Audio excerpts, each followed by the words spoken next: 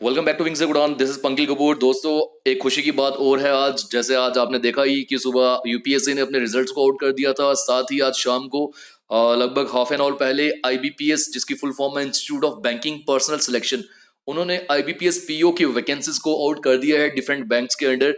आपको मालूम होगा कि जो जेके बैंक का पीयू एंड बैंकिंग एसोसिएट है, ये भी आईबीपीएस ही कंडक्ट करने वाला है। लास्ट टाइम भी इसी ने किया था। और इंडिया में जितने भी बैंकिंग एग्जामिनेशंस होते हैं आरबीआई या एसबीआई को छोड़ के, उन सभी के जो बैंकिंग एग्जामिनेशंस है वो आईबीपीएस कंडक्ट करता है। तो आइए देखते हैं कि इस नोटिफिकेशन में आईबीपीएस ने कौन कौन से इंपॉर्टेंट बातों के बारे में बोला गया है। आइए देखते हैं। गाइस, सबसे पहले यहाँ पे टेंटेटिव शेड्यूल दिया इवेंट्स का। देखो, ऑनलाइन रजिस्ट्रेशन आपकी 5 अगस्त से ही शुरू हो रही है। इट मींस अभी इन्होंने नोटिफिकेशन निकाली है और कल से आपकी जो ऑनलाइन रजिस्ट्रेशन है वो शुरू हो रही है। It means from tomorrow onwards आप अपना फॉर्म फिल कर सकते हो। और 26 अगस्त, इस महीने की 26 तारीख तक आप फॉर्म फिल कर सकते हो। पेमेंट की डेट्स जो है वो भी यही है। उसके बाद अगर आप जो डाक की है ऑनलाइन एग्जामिनेशन प्रीलिमिनरी, उसकी बात करोगे तो गाइस यहाँ डेट्स भी दी है इन्होंने। और ये डेट्स जो है मैं बता दूं, टेंटेटिव डेट्स है, ये एग्जैक्ट डेट्स नहीं है। आपको पता है कोरोना वायरस का पेंडेमिक की वजह से इन डेट्स में चेंज आ सकता है। हालांकि ये 3 अक्टूबर, 10 अक्टूबर और 11 अक्टूबर, ये डेट्स दी है इन्होंने। उसी के साथ रिजल्ट जो है ऑनलाइन एग्जाम का प्रिलिमिनरी का अक्टूबर एंडिंग या नवंबर में आ जाएगा। और फिर आपकी मेंस की जो कॉल लेटर है वो नवंबर में डाउनलोड हो जाएगी। ऑनलाइन एग्जामिनेशन जो है मेन का, ये 28 नवंबर को होगा। तो आप मान के चले लगभग लगभग 1.5 महीना आपको मिलेगा प्रीलिमिनरी के बाद मेंस को, जो मेंस एग्जाम है उसे देने में। तो जो मेन का रिजल्ट है गाइज वो भी दिसंबर में आ जाएगा। एंड इंटरव्यू, क्योंकि आईबीपीएस पीओ, इसमें ये 3 टायर एग्जाम होता है। पहले प्री होगा, मेंस होगा, देन इंटरव्यू भी होगा। उसकी जो कॉल लेटर्स है वो डाउनलोड आप कर सकते हो जनवरी में। और मैं आपको बता दूं, इंटरव्यू जो होता है ये मोस्ट प्रॉब्ली फरवरी में रहता है। ये फरवरी में होता है। लास्ट ईयर भी फरवरी में हुआ था और मोस्ट प्रॉब्ली इसी महीने होता है। और हर साल एवरी ईयर 1 अप्रैल को आईबीपीएस अपने पीओ का और आईबीपीएस क्लर्क का दोनों का रिजल्ट आउट करता है। ऑल्दो इस बार भी उन्होंने करना था। अब आपको पता है कोरोना वायरस की वजह से उन्होंने इसे लेट जो है इसका रिजल्ट आउट किया। तो आगे देखते हैं।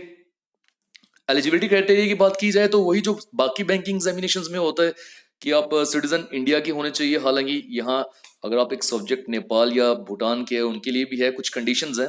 हम तो इंडिया के बारे में भी बात कर रहे हैं। एज एलिजिबिलिटी की बात की जाए तो minimum 20 years and maximum 30 years.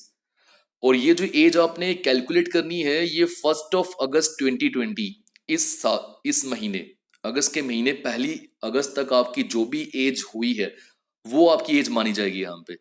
ठीक है। और यहाँ बताया गया कि मतलब एक स्टूडेंट या कैंडिडेट की जो बर्थ हुआ है वो 2/8/1990 से पहले नहीं होना चाहिए और 1 अगस्त 2000 के बाद नहीं होना चाहिए। दोनों डेट्स जो है इंक्लूसिव है। अगर आप इन तारीखों में पैदा हुए हो तो यू आर एलिजिबल।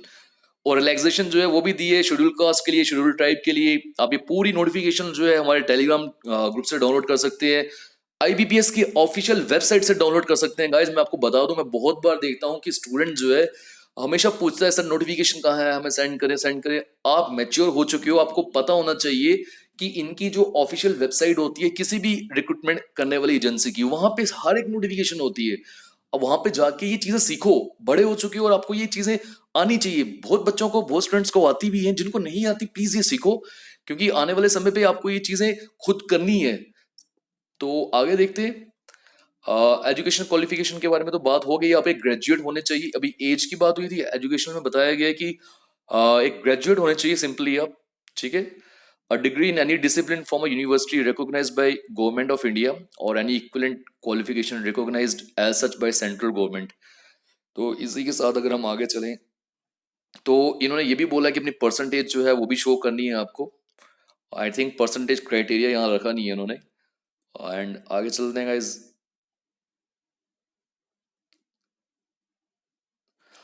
देखो गाइज, ये आया हमारा मेन पॉइंट। आईबीपीएस के पीओ में 3 टायर्स होते हैं। मैंने बताया पहले आपका प्रीलिमिनरी एग्जामिनेशन होगा जहां इंग्लिश, क्वांट एंड रीजनिंग है। आप देख पा रहे हो अपनी स्क्रीन पे। जैसे आपका बैंकिंग एसोसिएट है या आपका जेके बैंक का पीओ है, सेम वैसा ही है। 30 मार्क के क्वेश्चन होंगे इंग्लिश के, 35 मैथ्स के एंड 35 रीजनिंग के। और इतना ही मार्क्स भी है। सेपरेट टाइम जो है अलॉट किया जाएगा हर एक सेक्शन के लिए। टोटल 100 मार्क्स होंगे, 100 क्वेश्चंस हैं। और बताया गया नीचे देखिए, candidates have to qualify in each of 3 tests. By securing minimum cut off marks to be decided by IBPS, मतलब आपको इंडिविजुअली तो आपको कलेक्ट इसे क्लियर करना ही है, और टोटल एक कट ऑफ बनेगा उसे भी क्लियर करना है। मींस मान लो इंग्लिश लैंग्वेज में आपका कट ऑफ बनता है 8 मार्क्स, तो आपको इंग्लिश में 8 या उससे ज्यादा नंबर लेने ही है, और टोटल भी एक कट ऑफ बनेगा आउट ऑफ 100 मार्क्स, आपको वो भी लेने हैं उससे ज्यादा। मेंस एग्जामिनेशन की बात की जाए, गाइस मैं यहाँ बता दूं, प्री के मार्क्स जो है वो आपके कहीं मैटर नहीं करते, just you have to qualify preliminary examinations. ये जो मार्क्स है कहीं ऐड ऑन नहीं होंगे। मेन की एग्जामिनेशन की बात की जाए तो लगभग ये भी वैसा ही है जैसा आपका जेके बैंक का पीओ मेंस होगा। Reasoning and computer aptitude 45 questions for 60 marks. फिर general economy and banking awareness 40 questions for 40 marks. Time allotted यहाँ 35 मिनट्स है, रीजनिंग के लिए 60 मिनट है। English 35 questions 40 marks for 40 minutes. Data analysis and interpretation DI जिसे हम बोलते हैं, ये है 35 क्वेश्चन 60 मार्क्स के। ऑलमोस्ट आप ये मान के चलो कि 1.75 मार्क का एक क्वेश्चन हुआ। और ऐसा भी नहीं है कि हर एक क्वेश्चन ऐसा होता है, कभी कभी एक एक नंबर के क्वेश्चंस होते हैं, कुछ क्वेश्चंस 2 मार्क के भी होते हैं। टोटल अगर देखा जाए 3 घंटे का पेपर आपका ये है, और इसी के साथ आपको एक डिस्क्रिप्टिव पेपर भी देना है, लेटर राइटिंग एंड ऐसे 2 सवाल है 25 नंबर के, 30 मिनट इसमें भी मिलेंगे आपको। टोटली जेके बैंक के पीओ के मेंस के अकॉर्डिंगली ये आपका सिलेबस है एंड आपका पैटर्न है एग्जाम का। आपको पता है कि जेके बैंक के पीओ मेंस में 2018 में तो डीआई नहीं था, सिंपल डीआई नहीं था, मतलब जो उन्होंने पर्टिकुलरली मेंशन किया हो वहां पे भी क्वांट था, बट यहाँ डाटा एनालिसिस एंड इंटरप्रिटेशन है जैसे जेके बैंक के पीओ मेंस में है, वैसे ही आईबीपीएस के पीओ मेंस में भी है। इसी के साथ आगे चलिए अगर हम, तो इंटरव्यू होगा वो आपको बताया ही है। And guys number of vacancies की बात करते हैं तो मेजर मेजर ड्रॉप आया है, बहुत बड़ा ड्रॉप आया है नंबर ऑफ वैकेंसीज में। आइए मैं आपको वो बता देता हूँ। यहाँ देखिए बच्चों, दोस्तों यहाँ पे इन्होंने बताया कि टोटल वैकेंसीज जो है वो 1167 है। ह्यूज ड्रॉप आया आईबीपीएस पीओ वैकेंसीज में। बोलते हुए मुझे भी अच्छा नहीं लग रहा है, बट ये सच्चाई है। मैं आपको बताऊं, साल 2016 में लगभग 10,000 के करीब वैकेंसीज थी, और आहिस्ते आहिस्ते घटते घटते 2017 में 18 में लगभग 4,000 वैकेंसीज थी, 19 में और कम हुई, और 2020 में तो हद ही हो गई है, सिर्फ 1167 वैकेंसीज है टोटल। और ऑल्दो अभी कुछ बैंक्स ने अपनी रिपोर्ट नहीं की है वैकेंसी, जैसे आप देख रहे हो बैंक ऑफ महाराष्ट्र जो है NR stands for not reported. और जहां बैंक ऑफ बड़ौदा ने जीरो बोली है, जीरो मीन्स जीरो का मीनिंग क्या हो गया कि भाई इन्होंने बोल दिया है वैकेंसी है ही नहीं कोई, ठीक है।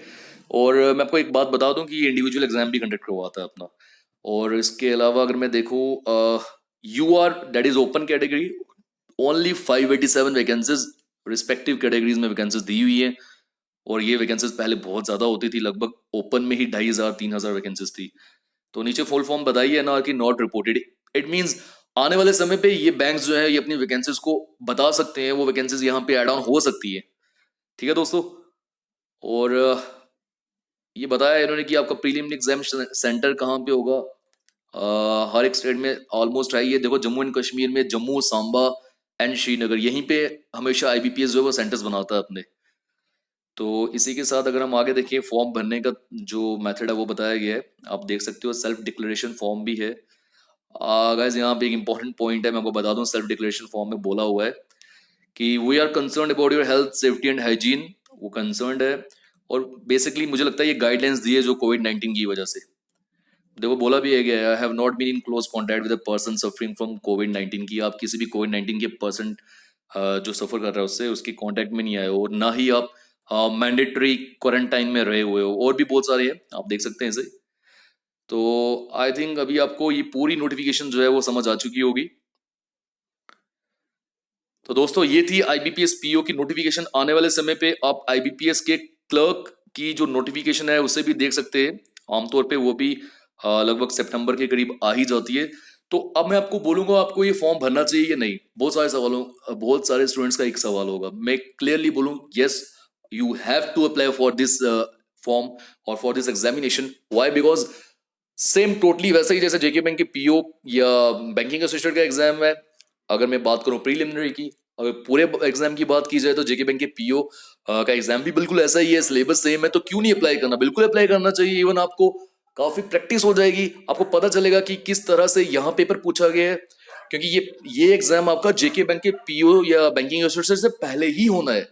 तो काफी तैयारी हो जाएगी, आप अपने आप को असेस कर सकते हो कि कहाँ आपकी कमियां हैं, ड्रॉबैक्स कहाँ पे है। तो जरूर भरिएगा इस फॉर्म को, ये मेरी आपसे गुजारिश है। आज के लिए रखते हैं दोस्तों इतना ही, मिलते हैं नेक्स्ट लेक्चर में। Thanks a lot.